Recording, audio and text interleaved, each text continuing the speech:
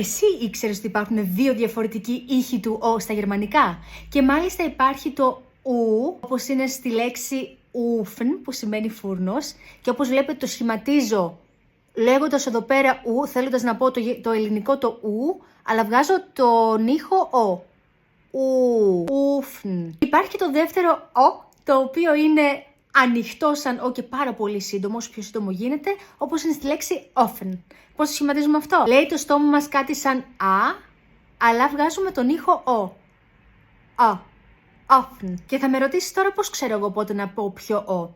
Η απάντηση είναι απλή. Όταν βλέπεις δίπλα από το «ο» δύο σύμφωνα, τότε ξέρεις ότι είναι kurz offen. Αυτό σημαίνει ότι είναι όσο πιο σύντομο γίνεται και όσο πιο ανοιχτό γίνεται.